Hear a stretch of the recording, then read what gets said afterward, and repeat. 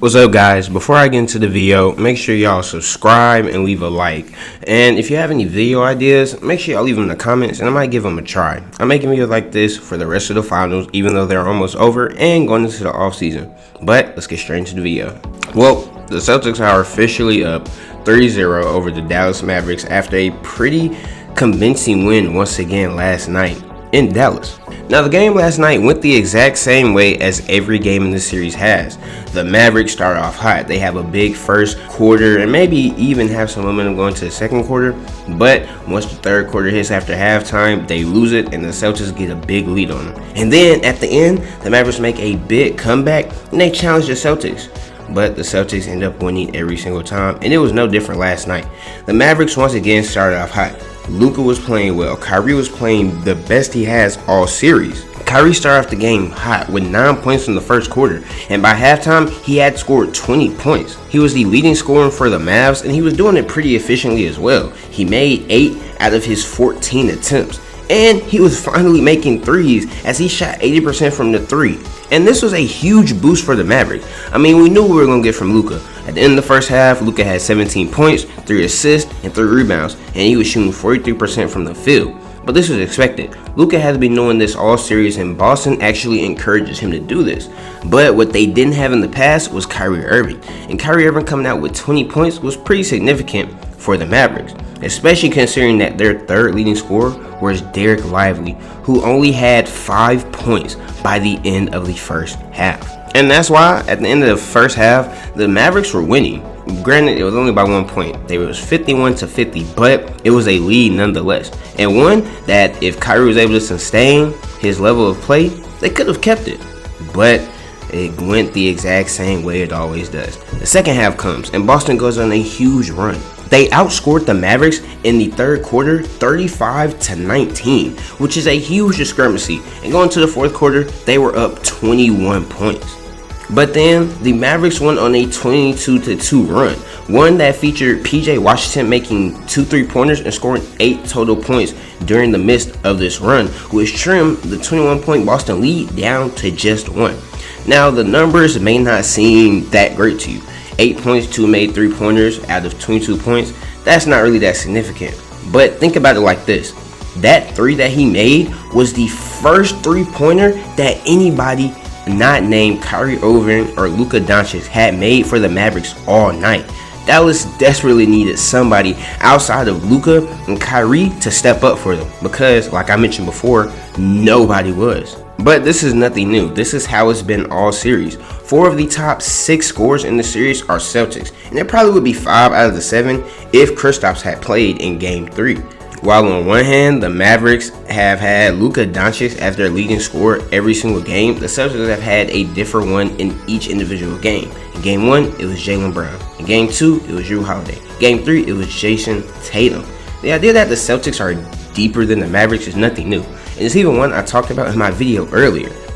But the reason why this series has swung in the Celtics' favor is largely because of the depth that they had. The players on the Celtics not named Jaylen Brown and Jason Tatum have been phenomenal. Jrue Holiday, Derek White, Sam Hauser have all played big roles in each individual game, mastering not only the defensive game plan that Joe Mazzulla has put on, but contributing in elite ways on the offensive end of the ball. Simply put, the Mavericks have been outplayed on every single facet by the Celtics. Offensively, the Mavericks can't get a shot. Defensively, they can't stop anybody on the Celtics. Last night, while watching the game, you would see how the Mavericks would scramble on defense anytime that the ball was passed around because the Celtics' ball movement was so well that somebody always ended up open.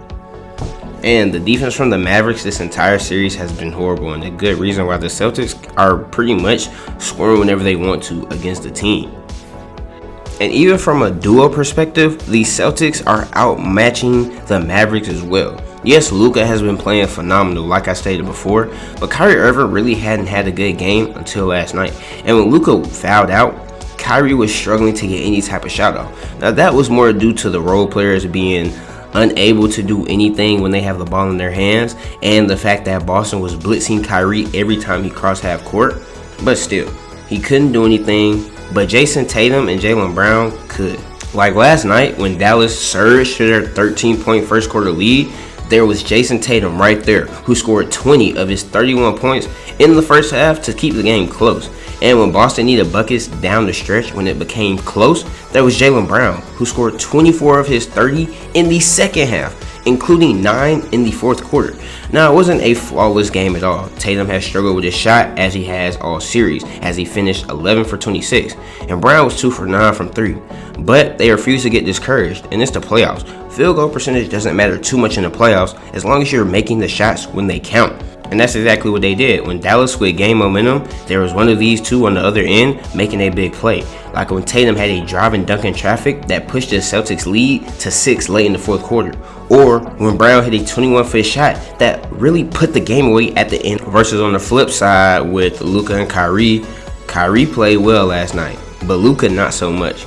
Luka, yeah, he's been good on offense all series, but defensively, he has been atrocious. A big reason why the Celtics are doing so well offensively is because they're attacking Luka. Luka is the obvious guard to attack whenever anybody on the Celtics has the ball. Luka gets blown by consistently. He doesn't close out. He's lazy when contesting shots. It's really becoming quite pitiful with how bad Luka has played on the other end of the floor. And then offensively, he is trying to foul bait so much that it takes away from his ability to get back on defense side of the ball and do anything. From falling after shooting to draw a foul, to trying to bait the refs to give him a call, to missing a shot and complaining the whole way down to the referee about not calling something, it's been pretty bad for Luka. And it got even worse last night. He entered the fourth quarter with a total of 2 fouls. Yet he fouled out with 4 minutes left to go. That is atrocious, and that's something that cannot happen from your star player. It's the NBA Finals, and fouling out as the star player, the best player for a team, is inexcusable in my eyes. And then in the press conference, when he lacks to take accountability for it by saying, 6 fouls in the NBA Finals, basically, I'm like, come on, man, better than that. That's horrible. Now, I'll give some leeway to Doncic. He is battling injuries. He was on the Game 3 injury report listed with a bruised chest, and he has had previous playoff injury reports with a sprained knee and ankle soreness the whole time. He's also the main reason why the Mavs were able to beat 351 teams throughout the playoffs to reach the finals. His talent is undeniable, but this is his first finals, and I think he's learning how different the regular season is from the postseason. In the regular season, you can't get all those little foul calls. It's more physical. And it's more possession to possession. You can't run down the court complaining to the refs because they didn't give you a call. You can't lay down on the ground for an extra 1 or 2 seconds because you're tired. It doesn't matter. It's the NBA Finals. Now, in previous games, we were able to defend him because of how well he was performing on the offensive end and how he wasn't getting any help from anybody else. But in the game where you get help from Kyrie Irving and the defense was pretty nice, and you guys get another big lead and even a big comeback, you have to be there. And this time, it's just inexcusable. On top of that, Luka really hasn't been performing that well down the stretch. If you look at his numbers in the fourth quarter, in 2 of the 3 games, he's been very unsatisfactory. He's averaging 2.7 points and shooting 20% from the field, and he hasn't made a singular 3. Now, granted, everybody else in the Mavericks could play way better, but you're the star player. You're the best player in the team, and you're supposed to be the leader in this team. But you're only giving me 3 points on 20% from the field in the most crucial moments of the game. He has to be better. But only time will tell on that end. At this point, it's really looking like the Celtics will complete the sweep. And if they don't revert to their bad habits, even though despite them, they have been able to win all 3 games, it should be pretty easy for them to take Game 4 in Dallas. For most of the series, Boston has stuck with its process even when shots aren't falling, things aren't going their way. And it's paid off. Shots aren't going in, things are going right offensively. They still are really good at moving the ball and getting open shots and taking those open shots. These type of shots led to opportunities for guys like Xavier Tillman and Sam Hauser to have pretty big moments throughout these finals. As long as Boston stays away from hero ball tactics and continue their phenomenal ball movement and lockdown defense, they should be good. And come Friday night, they'll be raising the trophy and the 2024 NBA champions. But that's just my opinion. I think Boston makes quick work of Dallas on Friday and completes the sweep. The Mavericks not only look mentally beaten, but they're just outmatched in every single facet this series. Nobody can match the Celtics. So I don't think there's going to be a different story at all in Game 4.